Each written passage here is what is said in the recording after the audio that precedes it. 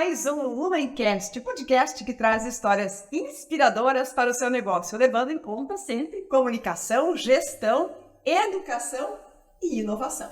E olha só, primeiro de tudo, eu quero pedir para que você que está começando a assistir esse podcast agora com a gente, não esqueça, inscreva-se no nosso canal, curta o nosso vídeo, para que esse conteúdo chegue a cada vez mais pessoas.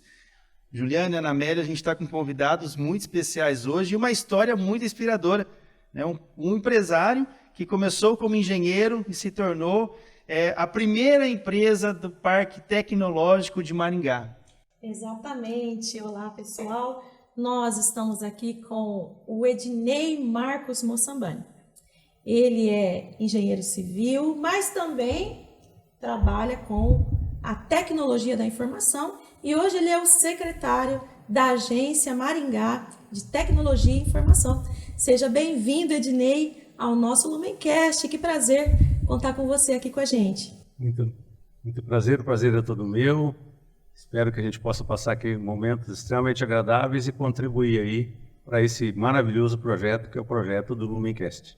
E olha, hoje a gente teve que se arranjar. Nós nos adequamos aqui, né? Porque o Tá todo mundo do mesmo lado aqui hoje. Exatamente, porque o Ednei fez questão de trazer uma convidada especial que ele não abre mão, que é a Alessandra.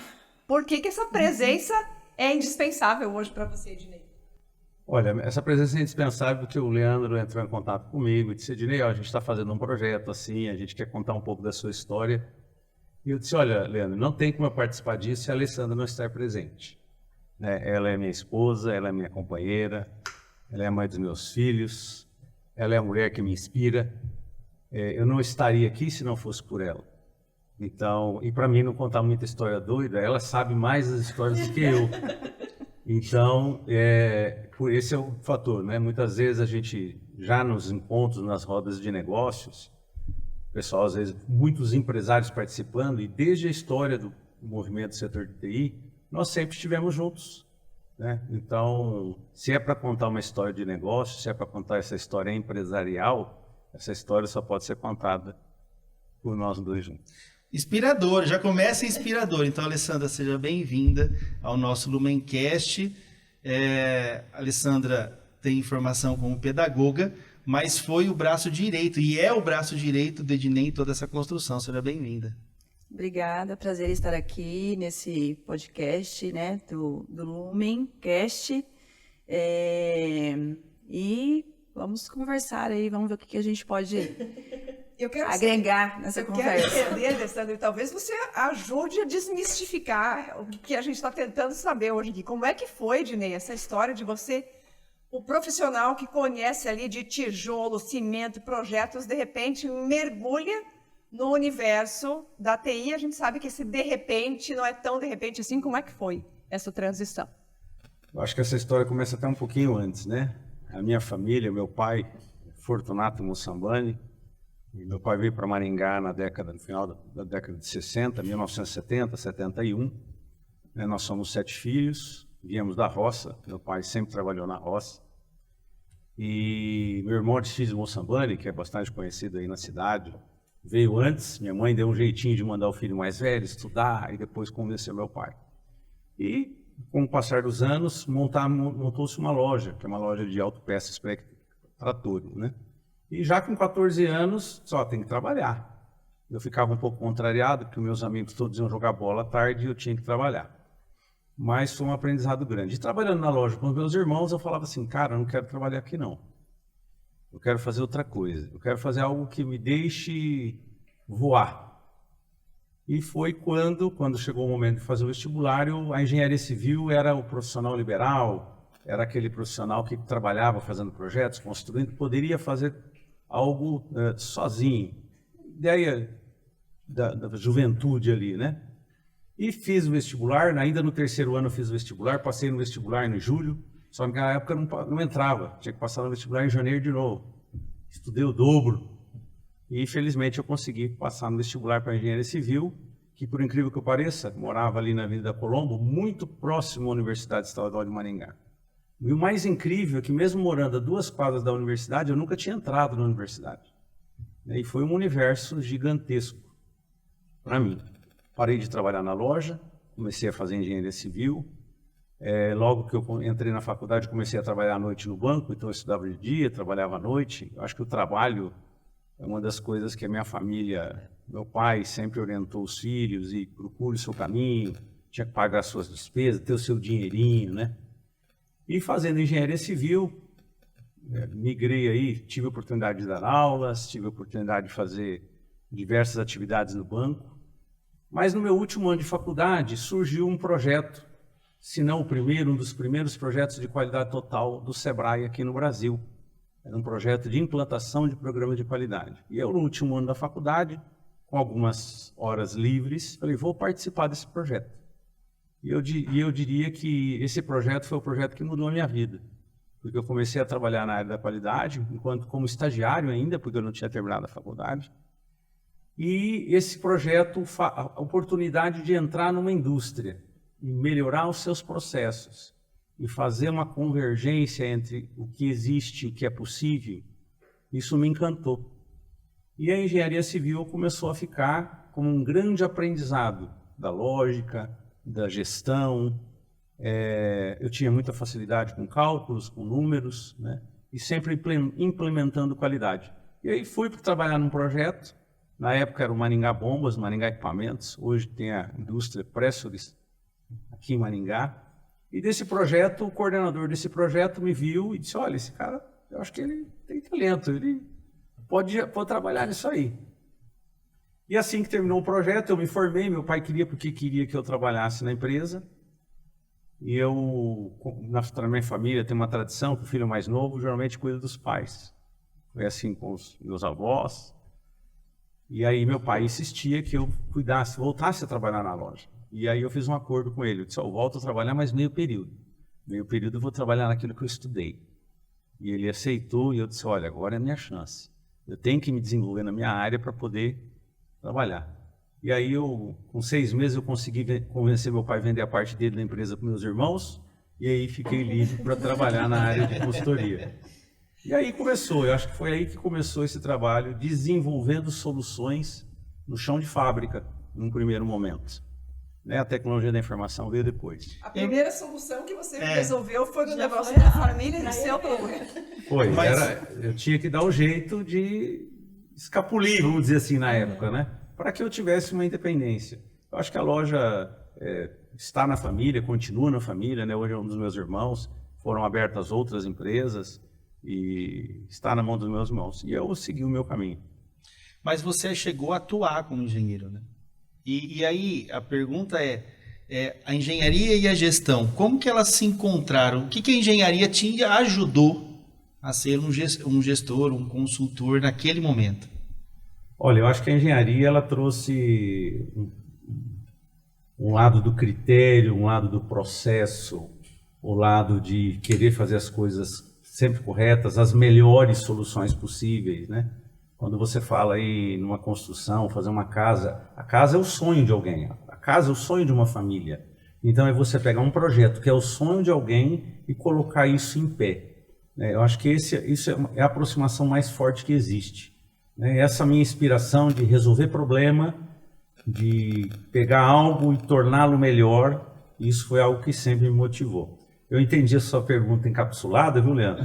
Eu acho que um dos primeiros projetos como engenheiro que eu fiz foi o projeto da casa da Alessandra. Ah, né? Verdade. E aí, mas na época eu tinha um sócio, que era o Alessandro, a casa dos pais da Alessandra, mas você morava lá.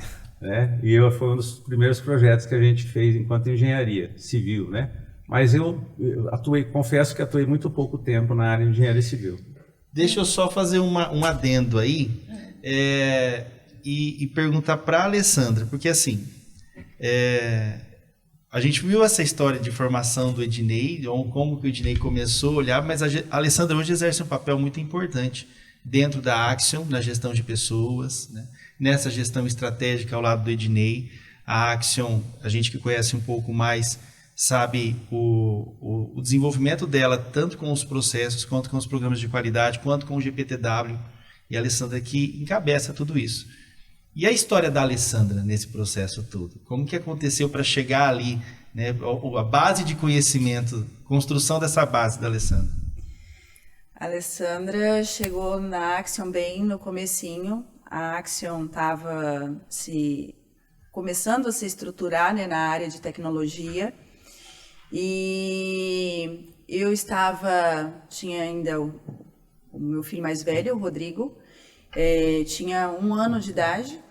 E eu fazia, na época, pós-graduação, né, mestrado em formação de professores, porque eu era educadora. Eu trabalhava na área e eu queria seguir com a carreira naquilo que eu tinha me formado. E aí um dia o Ednei chegou e falou, olha, eu estou precisando de alguém, nós estamos montando um escritório, estou precisando de alguém para me ajudar, quer vir?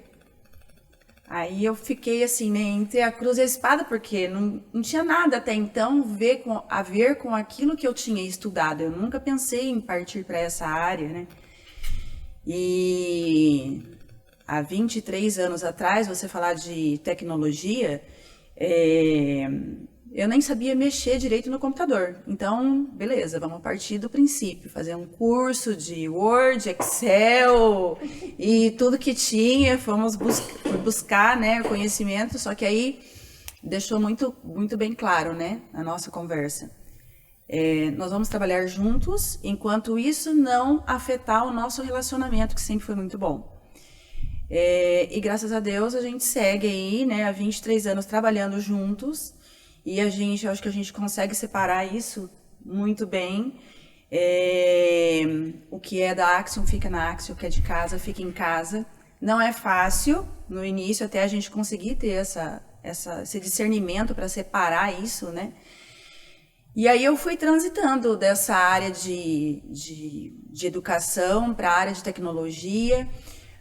Durante algum tempo, isso ficou assim, dentro de mim, como assim, né? Uma pedagoga trabalhando numa área, até então, assim, na área administrativa, financeira, mas eu não tinha o curso de administração e tal. Mas hoje, né, eu enxergo, assim, que a minha formação, ela ajuda muito dentro daquilo que eu faço, né? Então, assim, a Axion hoje, com 23 anos, nós já fomos reconhecidos algumas vezes pelo GPTW. Nós temos outros selos, né, na área de gestão de pessoas também. Na condução diária ali, hoje nós somos em 69 pessoas dentro da empresa. Então, assim, esse tato, esse estudo todo que eu tive lá atrás como, né, educadora, isso me ajuda muito no meu dia a dia dentro da empresa. E posso dizer assim, não só na parte de gestão de pessoas, mas eu também estou ali na parte administrativo financeiro. Essa foi uma formação que eu tive, e se tudo que eu sei até hoje, nesse processo, tem aqui o Ednei, foi, né, meu professor diário ali. Então, assim, eu acho que isso ajuda muito a gente a conseguir separar, né, a questão, assim, do respeito. Então, assim, eu entendo disso, mas essa parte, por exemplo, toda a parte de administração, toda a parte financeira, então, assim, quem foi que me deu essa base foi aprendendo com ele no dia a dia. Assim como ele, eu também, a minha mãe tinha loja desde a minha adolescência, então ajudava a minha mãe na loja. Toda a minha parte de faculdade fiz trabalhando com a minha mãe, então na parte de atendimento ao cliente, né, e tal. Então, assim, isso tudo, né, que a gente traz, assim, na bagagem desde a adolescência e juventude, formação, você acaba trazendo para o negócio, né? Como atender cliente, como sempre ficou assim na minha cabeça, uma coisa que o meu pai sempre falava, seu cliente sempre tem razão, né? Cliente sempre tem razão. Então, assim, muitas vezes isso fica incutido na gente, né? Na verdade, a construção do indivíduo, a formação de um cidadão é uma formação para a vida. Sim. As chamadas soft skills, que hoje são tão debatidas e tão reconhecidas e valorizadas, nada mais são do que habilidades comportamentais, a habilidade que o ser humano tem, que o indivíduo tem de lidar com outro indivíduo. E se você recebeu isso dentro de casa, você certamente vai ser um sujeito. lá fora para o mercado reconhecido e valorizado. Eu acho que Mas, eu acho que infelizmente, ainda não temos pessoas tão bem preparadas na formação pessoal desde a infância. eu acho que é uma combinação, aqui é um café com leite, né? Eu entro com a razão, ela entra com a emoção, eu cuido dos processos, ela cuida das pessoas, né? Com certeza ela tem muito mais jeito, muito mais preparo, né? E esse inclusive foi um grande desafio, a Nameira estava comentando, quais são as dificuldades dessa migração? E uma delas é que a graduação, que é o primeiro passo ali, aqueles 5 anos de faculdade, então, tem uma formação técnica muito forte. E é verdade, quando jovem falava assim, eu quero fazer engenharia porque o engenheiro trabalha sozinho. Ele trabalha sozinho fazendo o projeto. Porque quando precisa colocar esse projeto na prática, ele precisa de pessoas. Inclusive, nos meus primeiros desafios enquanto engenheiro civil na época, era que a gente chegava numa obra, um pedreiro, carpinteiro, serventes, fornecedores entregando peças, carregadores, e de certa forma eu digo, a gente não foi preparado para isso. Né? Não houve, a faculdade fez uma formação muito forte na parte de cálculos, na parte de normas, procedimentos, regras, mas aqui, a gente chamava lá de relacionamento humano, hoje fala soft skills, né? Mas o jeito de tratar, o jeito de lidar, houve, né? Eu confesso aqui que foi um pouco aquém, né? Hoje, é claro que a engenharia na época ela trazia muitas áreas, né? Mas quem foi para a prática, para o chão, para as obras, teve sim alguma dificuldade. Inclusive eu, assim que entrei na área da qualidade, eu fui fazer uma especialização na área de qualidade e no final dos anos 90, já chegando nos anos 2000, fui fazer um mestrado em finanças. Por quê? Porque na transição da engenharia para a consultoria, a engenharia civil me deu muita razão de processo, mas a gente não tem muita disciplina na área de economia financeira, gestão, administração. E aí eu estava num determinado momento da carreira, já como consultor, nós estamos avançando um pouquinho no tempo, em que eu dominava toda a parte industrial, processo, como produzir mais, como fazer mais, como melhorar, mas e qual o impacto financeiro disso? Porque tudo se traduz no resultado. E eu não tinha essa formação, foi onde eu fui buscar nessa formação, né? Extremamente importante você, ao longo do desenrolar do aprendizado, diz, olha, eu preciso aprender isso. E uma das outras coisas que fui fazer um mestrado em administração, com ênfase em finanças, e tem um grande aprendizado, porque na época abriram-se 2 mestrados, um em administração e um em contabilidade. E a contabilidade eu sempre achei meio estranha. E quando eu estava fazendo mestrado em administração, comecei a olhar para a contabilidade de uma forma diferente, né? O quanto a contabilidade pode ajudar na gestão das empresas, né? Vejo hoje o trabalho de muitos contadores organizando a documentação das empresas, prestando contas ao governo, mas é um trabalho fundamental, dá para tirar muita oportunidade desse trabalho e muitos escritórios de contabilidade hoje já fazem isso de maneira excepcional. Né? Utilizar não apenas a coleta de informações da empresa para apurar resultados, para apurar impostos a se recolherem, mas sim dar direcionamento estratégico para as empresas. Aqui, pode falar. Eu estou vendo assim, que Ednei teve uma base na engenharia civil, a Alessandra uma base na educação, na pedagogia, e aí depois vai para a parte de administração, finanças, e tudo isso virou um grande caldeirão de conhecimento que levou o Ednei a pensar assim, agora esse pessoal da indústria, pessoal da gestão, precisa de um software. Mas pense isso 23 anos atrás. 23 anos atrás, talvez nem todo mundo pensasse, tivesse essa visão. O que levou o Ednei a pensar, não, eu vou fazer um software de gestão para ajudar a controlar esses dados, essa produção, ajudar a controlar a parte financeira. De onde veio essa ideia, Ednei?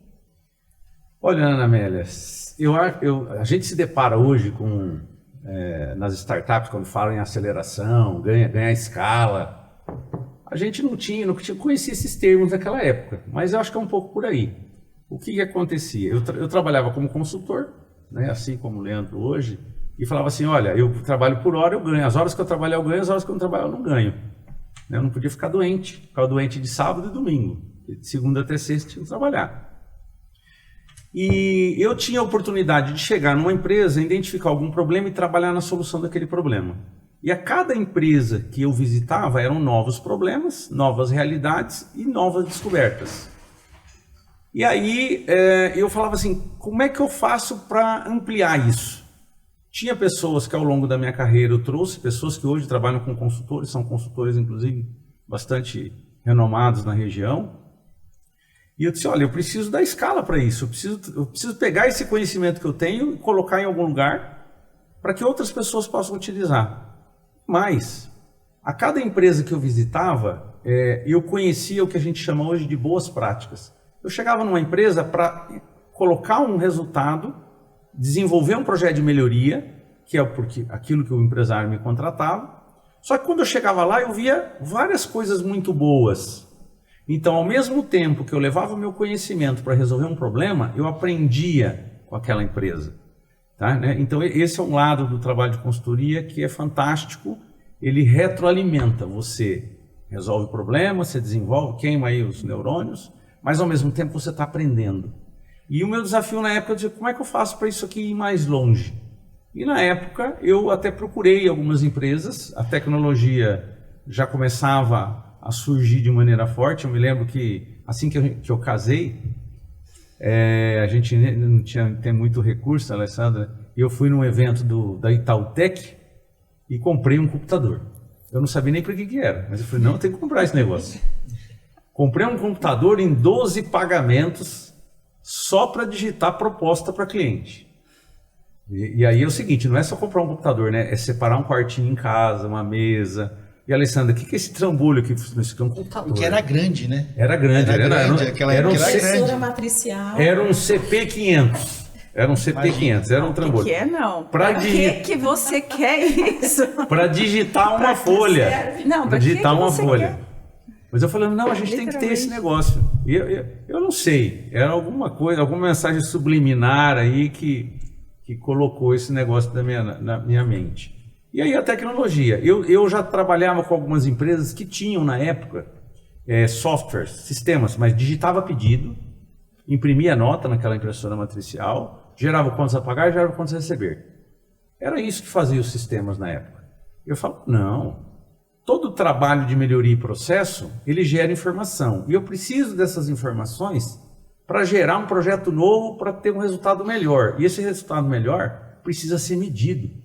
Porque esse era um outro desafio que eu na consultoria também tinha. Eu chego com uma empresa para fazer uma melhoria, quanto você cobra? Eu falava assim, mas quanto vale?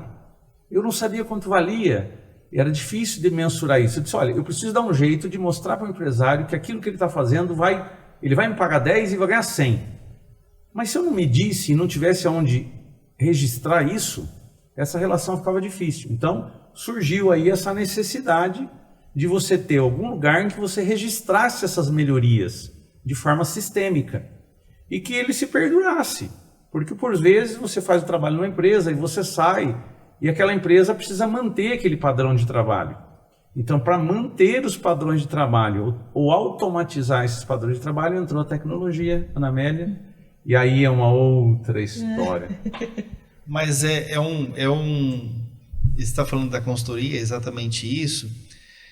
Mas o que eu iria dizer é o quanto o conjunto de conhecimentos que a gente vai tendo ao longo da nossa vida, se bem aproveitado, se bem canalizado, se bem direcionado. Então, tanto o Ednei quanto o Alessandro tiveram um conjunto de conhecimentos, desde a formação ali com o pai, a mãe, a Alessandra falando do cliente sempre tem razão.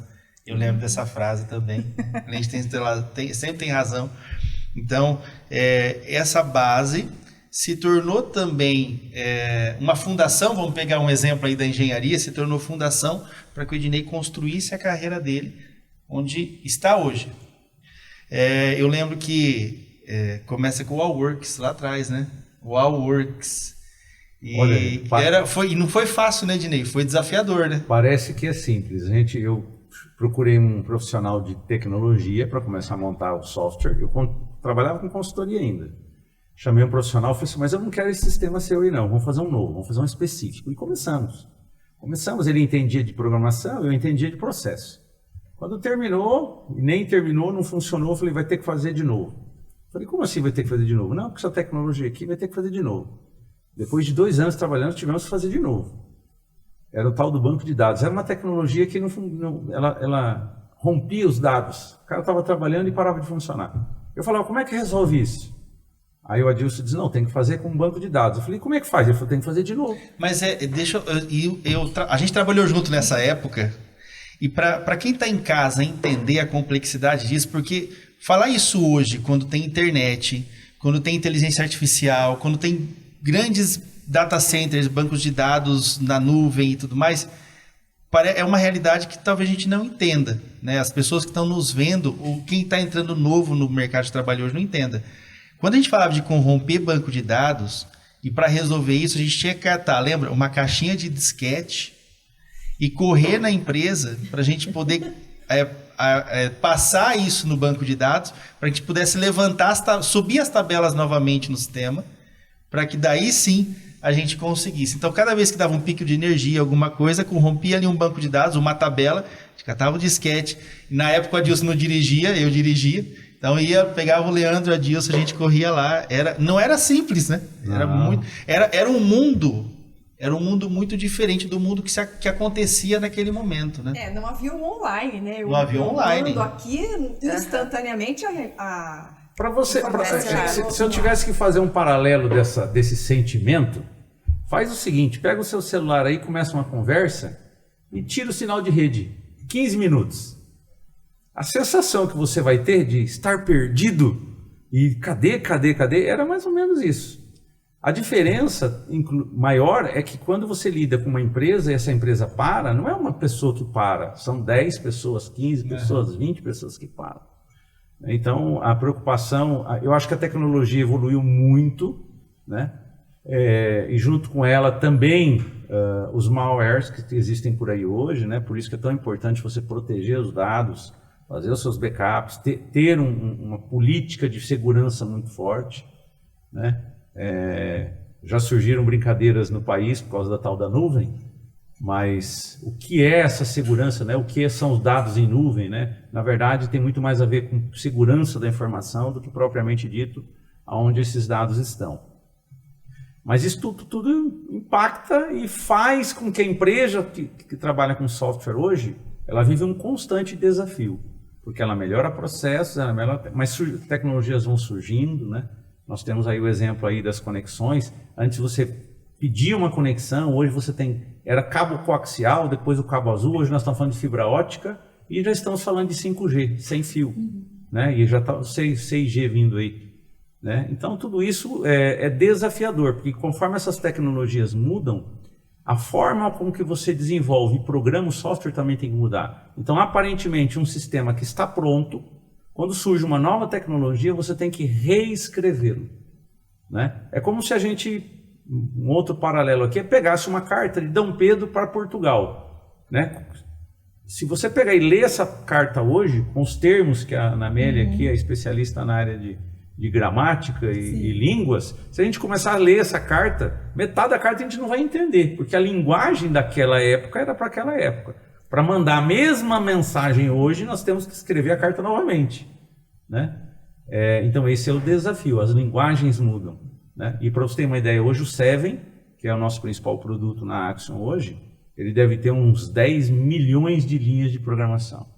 Ednei, mas eu quero entender em que momento o consultor, já olhando para a tecnologia e percebendo que naquele momento ela não era muito eficiente, que ela falhava, em que momento esse consultor decide e torna-se um empresário do ramo de TI? Olha, foi em 2003 para 2004.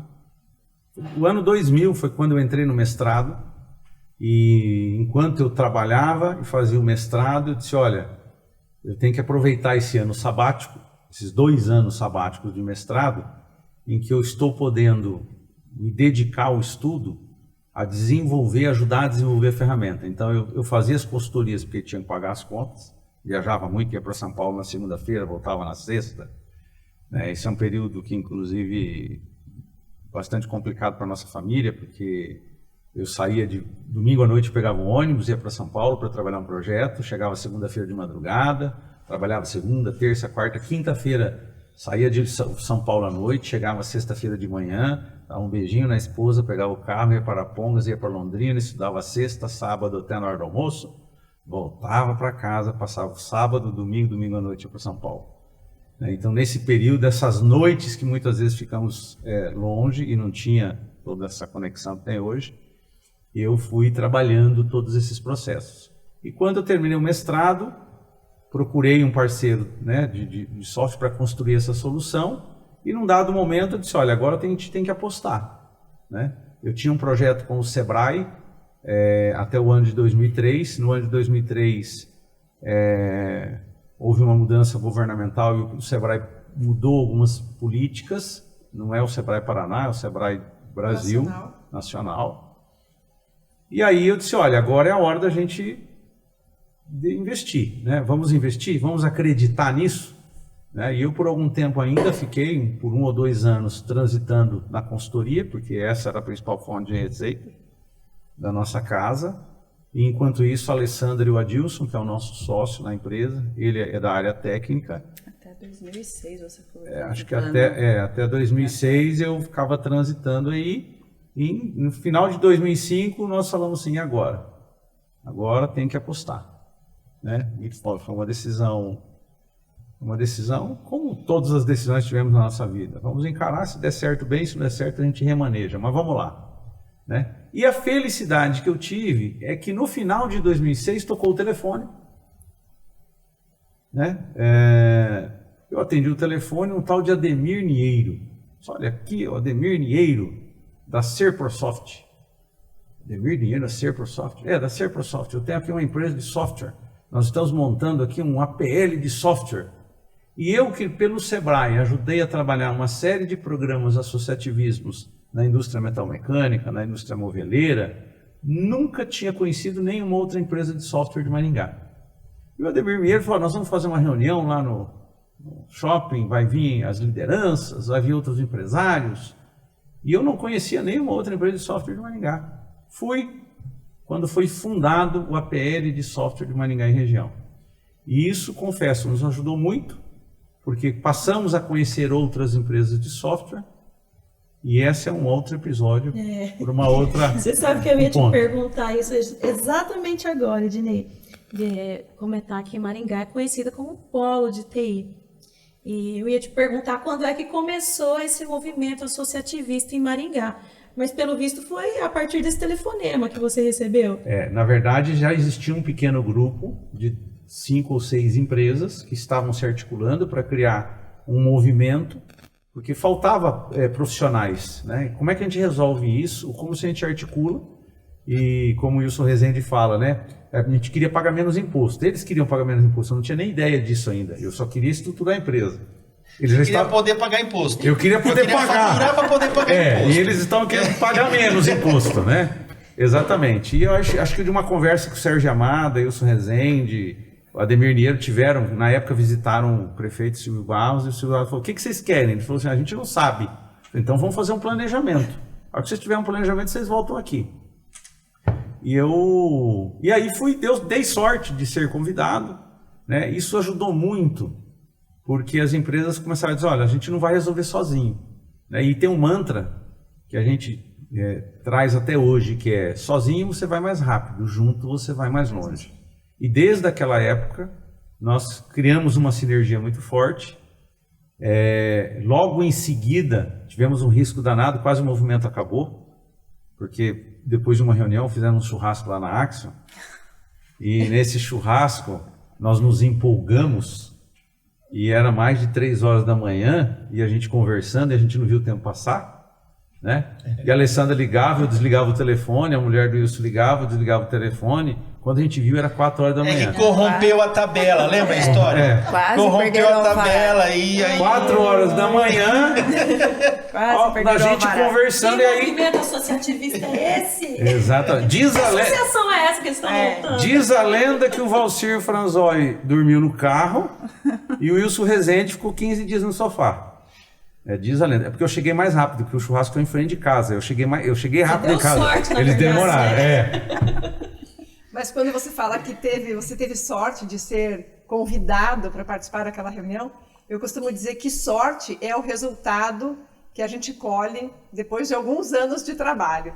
Então, por essa sorte, provavelmente você foi convidado para participar de uma reunião que deu origem a um grupo, a um movimento, e que hoje é o que é o setor de TI em Maringá. Na nesses- verdade, Pode assim, falar. eu acho que quando ele fala assim, final de 2006, em 2006 foi o ano que nós inauguramos a nossa primeira sede própria, né?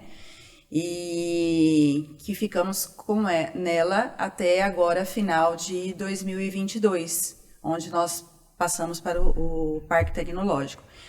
E assim como nós não conhecíamos outras empresas de software, nem as outras empresas de software acho que conhecia a gente também. Então, assim, aí nós passamos para o nosso prédio próprio, passamos, né, a ter mais visibilidade, e aí foi aonde também as outras empresas começaram a nos enxergar também.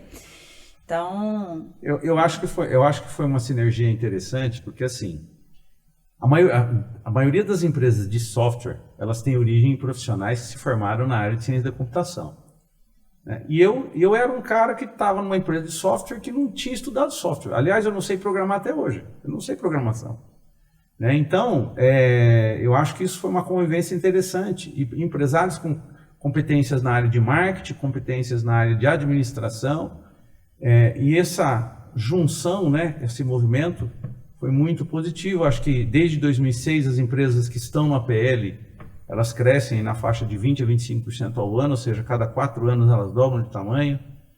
E foi muito impactante esse movimento para Maringá. Na época, o setor de tecnologia da informação era o 10º setor em arrecadação. Né? Hoje o setor é o 3º em arrecadação de tributos municipais, estamos quase em segundo lugar já. Né? E seremos segundo e seremos primeiro, porque não dá para segurar a tecnologia. Né?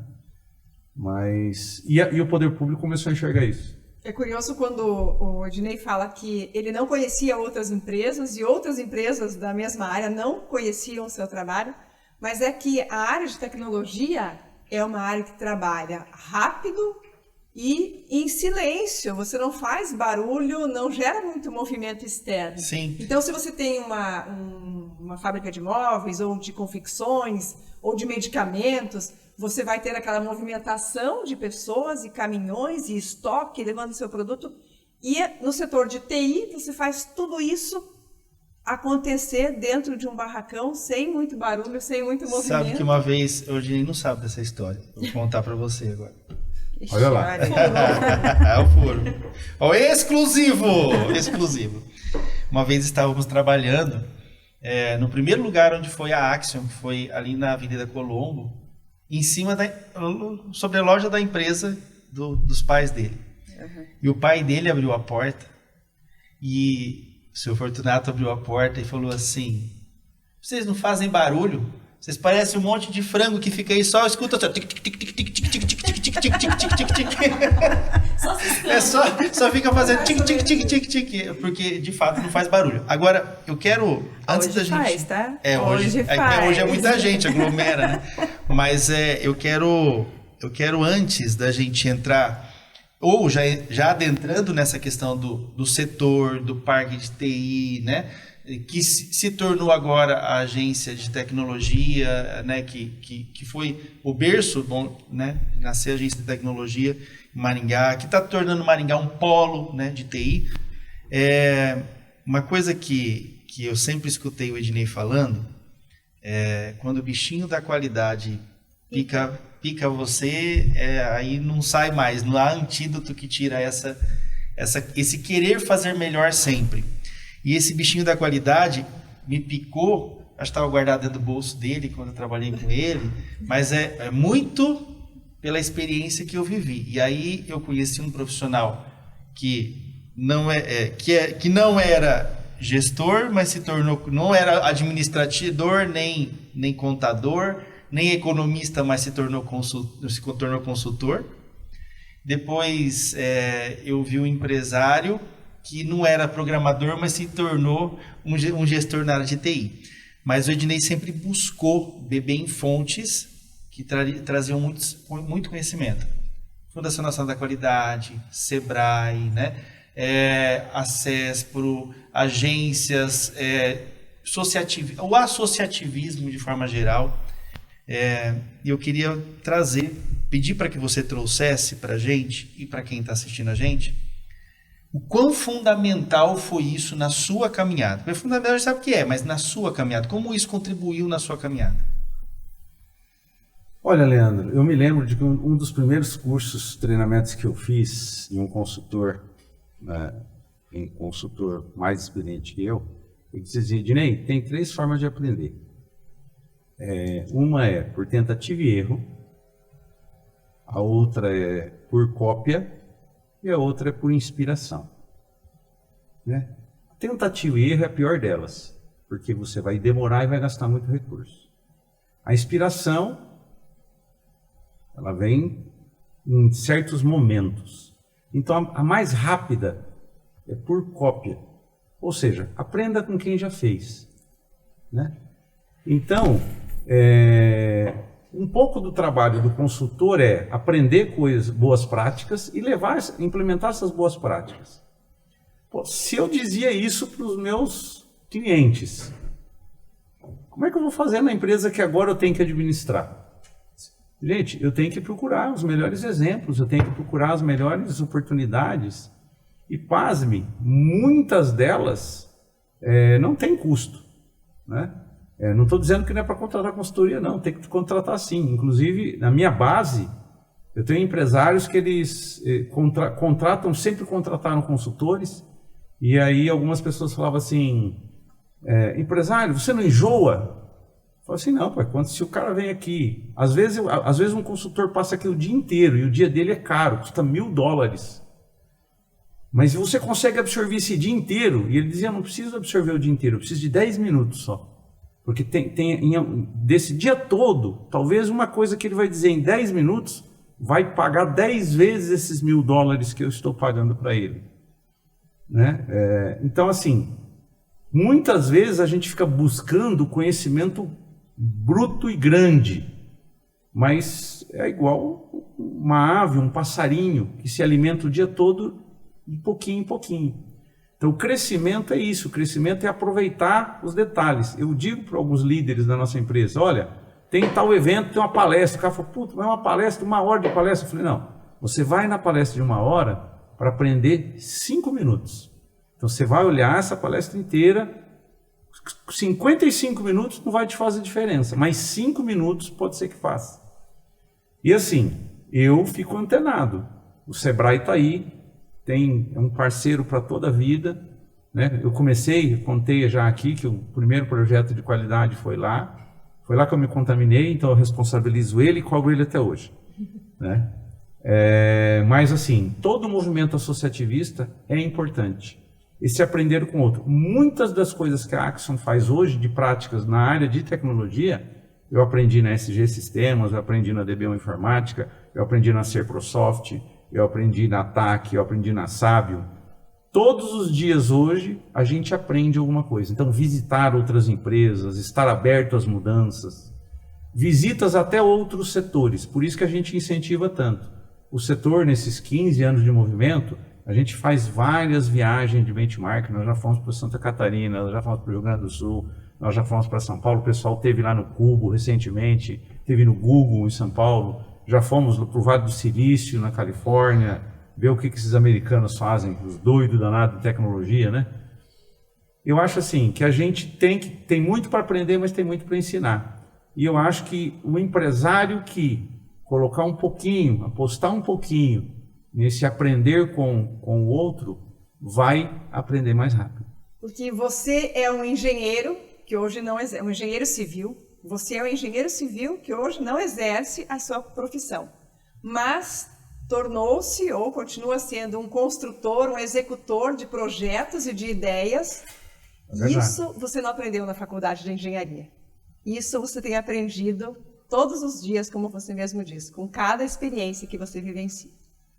Eu acho que a faculdade de engenharia acendeu, né, essa chama, e deu aí os primeiros caminhos e que eu venho construindo com apoio de pessoas, de projetos muito bons. Como eu comentei agora há pouco, o Leandro sabe muito bem disso. A gente entra muitas vezes numa empresa para prestar um serviço, a gente não conta, tá? Mas de vez em quando a gente sai da empresa e fala assim, eu que tinha que ter pago para vir trabalhar aqui, porque olha que aprendi isso. E olha, posso até dar desconto porque lá na frente a gente vai aprender. Fora, talvez não estou dizendo aqui o que a gente está falando de processo, fora a quantidade de pessoas que a gente conhece. Pessoas maravilhosas, pessoas que contribuem, pessoas que te dão feedback, pessoas que te desafiam, porque nem sempre é fácil, né? Já tivemos casos lá dentro da própria Axion que a Alessandra falava assim, aquele funcionário, ele é muito exigente. Eu falei assim, deixa ele aqui, não tira ele daqui não. Por quê? Porque ele nos deixa alerta, ele nos faz ser melhor. Porque às vezes a gente ter todo mundo concordando, todo mundo feliz, traz um certo acomodação, né? A Alessandra sabe um pouco disso, né? De vez em quando ela se incomoda, eu falo, calma, é assim mesmo, né? O Leandro falou, né, desse aprendizado, o cliente tem razão. A gente parou de falar isso, a gente fala isso até hoje, né? Você sabe que eu até numa palestra que eu dei recentemente, eu até dei uma ressignificada nessa frase, né? O cliente não só tem razão, ele é a nossa razão. É por ele que a gente está ali, né? Se a gente tem um propósito e esse propósito é gerar excelência no cliente, é para ele que nós fazemos a excelência, é para ele que nós atendemos. Eu lá na Axion, eu costumo dizer o seguinte, precisamos ouvir o cliente, né? O mantra do cliente tem razão? Depende, talvez não, naquele número, mas às vezes ele está insistindo num número, mas não é aquilo que ele quer dizer. Então, na verdade, a gente precisa escutar mais o cliente, porque às vezes o cliente fala, a gente diz que não, mas ele tá usando a linguagem dele ou aquilo que ele sabe, ele quer dizer outra coisa para a gente, mas ele não sabe. Então a gente precisa escutar e quando não bate a informação, diz, olha, explica diferente que eu ainda não entendi. Porque do jeito que você está explicando, eu acho que não. Mas como eu acho que você está reclamando por algum motivo, eu não entendi ainda. Então vamos escutar o cliente. Então, lá na Axion a gente trabalha muito isso. Precisamos escutar os nossos o valores cliente. está escrito lá, né? O cliente é a razão de ser do nosso negócio, né? Exatamente. Sem o cliente, não tem negócio. Você sabe que só o Ednei falou um ponto aqui. É assim, meu amigo, agora esquece as perguntas. Vamos para outras perguntas aqui, vamos para outros comentários. O legal do podcast é a gente poder fazer esse bate-papo e a gente ir se inspirando, né? E inspirando as pessoas que estão em casa. E vem passando um filme também na minha cabeça de vários momentos que nós já tivemos juntos. Um belo dia, o cara chegou na empresa e falou assim, estamos estabelecendo um novo organograma. E esse organograma ele era de ponta cabeça. Como que você conhece o organograma? Líder, presidente, gerências, né? Lideranças e tal. E ele trouxe um organograma, a Alessandra lembra? Que começava, na verdade, dos executores, depois embaixo as lideranças, gerência, e lá embaixo ele inverteu o organograma. Da onde veio a ideia? Acho que bacana pelo que você falou, olha, deixa o cara aí, o cara contribui com a empresa, ele é importante para nós, deixa ele aí, ele dá trabalho, ele reivindica, vamos aproveitar isso dele. Fala um pouquinho para a gente dessa situação, para a gente entender um pouco do Ednei disruptivo, né? Sim. Nesse gestor. Essa história aí é o seguinte, a gente comentou aqui, hoje é hard skills e soft skills, né? Mas antigamente era processo e gente, habilidade de lidar com pessoas e passar a mensagem, levar o propósito, fazer a conexão do propósito das pessoas com o propósito do negócio. Esse é o maior desafio. Você deixar evidente o seu propósito para que pessoas que estão no mercado possam olhar para a sua empresa e dizer assim, eu quero trabalhar ali. Eu gostaria de trabalhar ali. As pessoas que estão naquela empresa têm valores e a cultura que são parecidas com a minha. A gente não pensa igual, não precisa pensar igual, precisa ter os mesmos valores. E essa história do cliente, né? A empresa começou a crescer e como ela cresce, começa assim, a quem eu me reporto? Aí você começa a criar as estruturas organizacionais.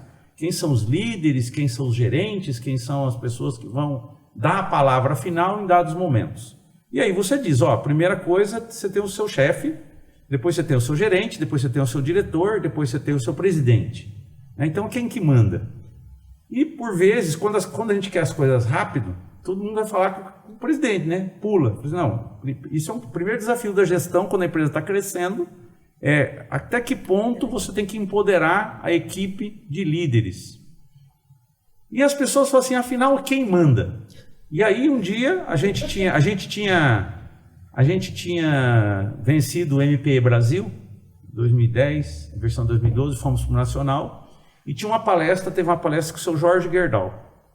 E o seu Jorge Gerdau pegou e falou assim, o organograma lá na Gerdau. Ele colocou, eu olhei para aquele organograma e falei assim, é isso. Quem é que manda na empresa? São os clientes. Então, o nosso organograma tinha uma faixa, um retângulo enorme, no topo dele estava escrito assim, clientes. E embaixo desses clientes, a equipe operacional. Depois, os gerentes, os líderes, depois o conselho, depois a diretoria e o diretor que era eu. Eu disse, gente, aqui para a empresa, para você entender, para a gente resumir, isso resume a nossa empresa. Quem manda aqui não é Ednei, não, quem manda aqui são os clientes. Eu estou aqui para fazer a vontade deles. O que vocês precisarem para ajudar vocês a tomarem a decisão, a gente vai ajudar. Quem está aqui no primeiro... Quem lida com os clientes na ponta? O pessoal operacional, o suporte, a implantação. Vocês estão lidando com o cliente? Perguntem para ele o que ele quer e aí o que ele falar é aquilo lá. Quando vocês tiverem dúvida, perguntem para a gente. Mas tudo que a gente disser não é pensando na gente, é pensando no cliente. É no que é melhor para ele. Se for bom para ele, ele vai crescer, ele vai nos remunerar e a gente vai crescer também. Né? Então, essa foi uma primeira. Então, é uma ferramenta, Leandro, foi na época uma ferramenta que nos ajudou a comunicar isso. E eu acho que a gente tem tido sucesso. Eu acho que hoje eu estou bastante feliz porque a conexão e a responsabilidade, o comprometimento da equipe Axion com os clientes, ela é muito forte. Esses foram os 5 minutos da palestra que você aproveitou, aprendeu e levou para casa. Exatamente. Nós passamos 2 dias em Brasília, nesse evento, visitamos, mas aqueles 5 minutos, falou assim, é isso. Você trouxe o novo organograma. Trouxe. Para entendimento da equipe. E desde aquela época, todas as vezes que a gente vai fazer a integração, né, com um novo colaborador, então sempre tem a pergunta, você conhece o organograma? Sim. Você já viu esse formato? Até hoje, ninguém, já passaram muitos colaboradores pela Axion, ninguém até hoje disse assim, eu já vi dessa forma aí em tal lugar. Não. Você consegue entender? E aí a gente vai, e aí, né, uma das coisas que eu costumo dizer pensa nisso como uma árvore, né? Então, assim, a diretoria, ela tá aqui embaixo como se ela fosse a raiz para te ajudar a nutrir, a entregar os nutrientes, e aí vai lá os setores. Então o nosso organograma hoje ele já está um pouco maior, já mudou, né, porque ele tem mais setores e tudo mais, mas o cliente continua sendo o topo. Então assim, imagina isso, uma árvore, o tronco são os departamentos, os líderes, gestores, e os clientes são as folhas. Tem que cuidar. Então, para quê? Eu tenho que nutrir e essas folhas têm que estar sempre verdinhas. Não posso deixar essa árvore... E os galhos vigorosos. Então, assim... Mas é algo assim que eu falo sempre sobre comunicação e o grande segredo e o diferencial de uma boa comunicação, do entendimento humano. A regra principal é saber ouvir.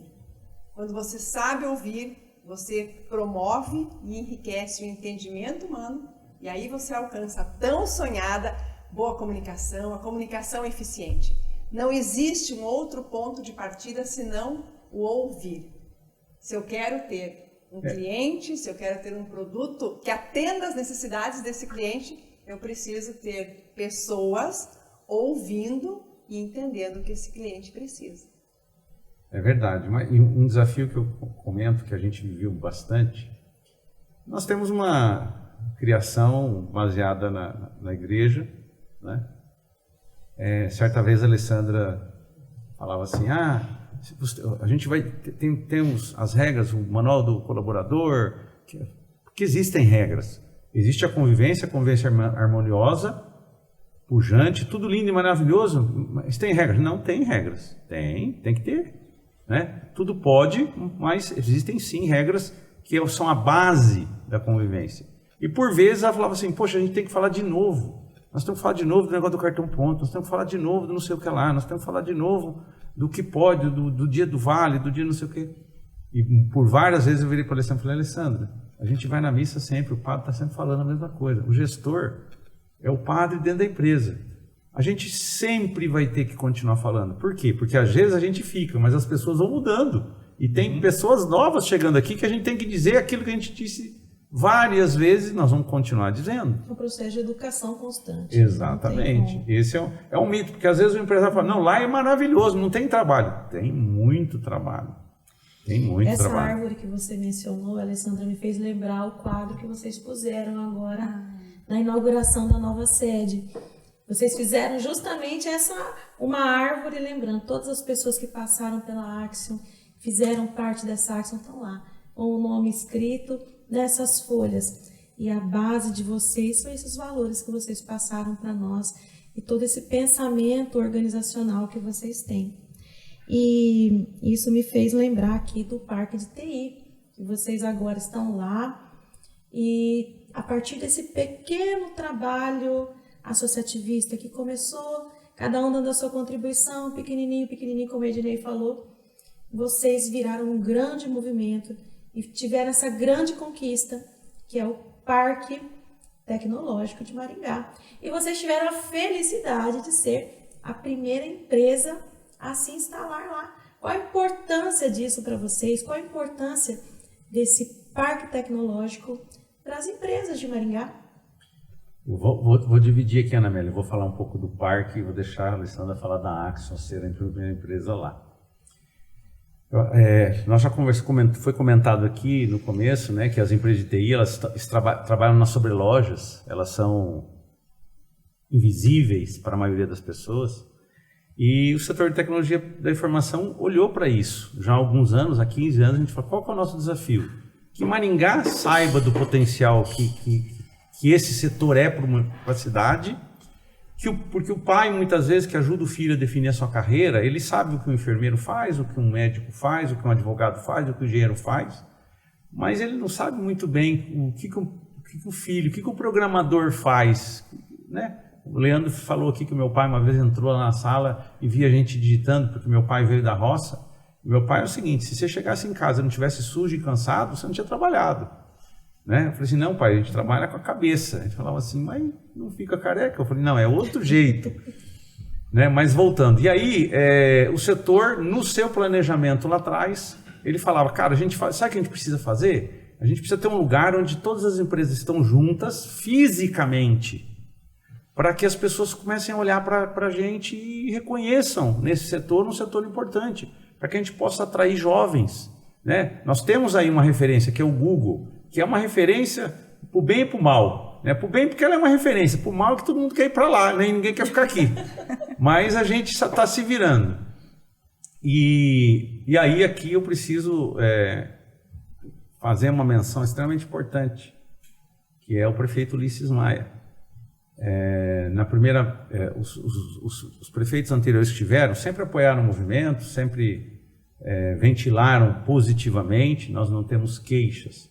Mas o prefeito Ulisses Maia, a primeira lei que ele mandou para a Câmara Municipal de Maringá para ser aprovada foi a Lei de Inovação Municipal, que a gente havia construído, e ele mandou para a Câmara para votar sem nenhum tipo de revisão. É isso aqui que vocês querem? Mandou, foi aprovado. E aí nós falamos, prefeito, nós precisamos de uma área para fazer. Ele disse, pois não, vamos fazer. E tinham nos oferecido alguns lugares que eram distantes e para a realidade do setor não cabia. E na época nós conseguimos criar uma diretoria de inovação. No primeiro mandato, o prefeito Ulisses Maia, foi criada a diretoria de inovação. O Franz, que era o professor Franz do Senai, assumiu essa diretoria. Hoje o Franz está no Canadá. Franz está assistindo o podcast. Um abraço. E aí surgiu uma área, aquela área houve uma desapropriação na época para o Tecpar, porque o Tecpar precisava de uma área para construir e o parque industrial não estava liberado. E aí a prefeitura rapidamente adquiriu aquela área para o Tecpar. E ainda me lembro que liguei para o Nilson do Tecpar e falei, Nilson, dá um pedacinho para nós aí. Ele falou, precisamos ver. Por sorte, muito rapidamente a prefeitura conseguiu liberar o parque. E aí o Tecpar falou, a gente prefere ir lá. E aquela área sobrou. E estrategicamente fizemos uma reunião com o apoio do CODEM e fomos levar demandas para o prefeito. Prefeito, precisamos fazer o parque. Ele falou assim, então, vejam aonde que dá. Nessa área aqui dá, e está vazia. Aí ele falou, então vamos fazer. Vamos fazer. E prefeito é assim, prefeito sempre diz sim, tá, gente? Prefeito, governador, prefeito, sempre fala assim. E aí eu falei, Franz, e agora? Ele falou, agora a gente precisa fazer uma lei. Porque se a gente fizer uma lei delimitando essa área do parque, ninguém muda. Foi construir a lei, o Franz ainda era o diretor de inovação, o secretário era o Favoto. Um abraço, secretário Favoto, um inspirador para mim enquanto secretário. Hoje ele é secretário do Trabalho, mas um líder que também nos ajudou muito. E fizemos a lei e surgiu daí efetivamente o parque de TI. E aí era uma área desapropriada enorme, são 180 mil metros quadrados. E que tudo isso dentro da prefeitura demora muito. Mas tinha uma área na avenida, que já tinha avenida passando. Eu disse, vamos fazer aqui a fase 1, porque já está pronto. E aí fizemos uma mudança na lei de loteamento para permitir construções diferenciadas, fizemos uma remodelagem, precisou uma série de coisas burocráticas dentro da prefeitura para construir. E aí foi feito um edital de licitação, 9 empresas participaram, né? E a Axion participou dessa licitação também. Eu fui lá para comprar um terreno, e aí no dia lá... Se empolgou. Me empolguei, e a Alessandra quase caiu de costas. Você não estava junto lá? Não Eu estava. tava assistindo online. Aí E aí, De repente caiu a conexão, caiu de novo a tabela. tinham 12 terrenos para serem leiloados, as empresas tinham comprado, tinham vendido 11. E tinha um terreno, né, que não tinha sido vendido e era do lado onde a gente estava. E a gente até tinha feito um lance nesse terreno. E eu falei, então, para não ficar sem vender, compra aí. Não tinha dinheiro para comprar. E foi por isso que ele chegou na Axis e falou assim, eu tenho uma coisa para te contar. Eu falei assim, eu já assisti, eu já vi. Ele falou assim, e agora? Eu falei, agora, gente, paga. Agora vai dar um jeito. Agora vamos dar um jeito. E aí, com essa fase, com esse terreno na avenida, essas 9 empresas, mais a Software by Maringá, deu-se início à fase 1. Né? Aí veio a pandemia. A gente tinha uma conversa com o BRDE para ajudar a financiar as obras. O BRDE tinha sinalizado de forma positiva. Aí tinha um imbróglio na desapropriação. O BRDE falou, não tem jeito de financiar assim não. Aí a gente deu uma esfriada. Vocês vão ter que arrumar outras garantias. E aí, mas precisamos fazer. Essas 9 empresas que adquiriram terrenos lá. A princípio a gente queria construir o parque de um jeito espetacular, não foi possível. E aí a gente falou assim, o que é possível? Essas empresas decidiram em comum acordo que a gente recuou 5 metros a mais do que o recuo tradicional para criar uma boulevard, tem um projeto muito bonito para o parque, né, frontal. Tem lá na página da MTEC, eu acho que está à disposição, da Software by Maringá. E aí a gente começou a obra, né, começou a obra, estava ainda no primeiro mandato do prefeito Ulisses Maia, e a gente com o desafio de precisar fazer mais, né? E a Axion é a primeira empresa no parque.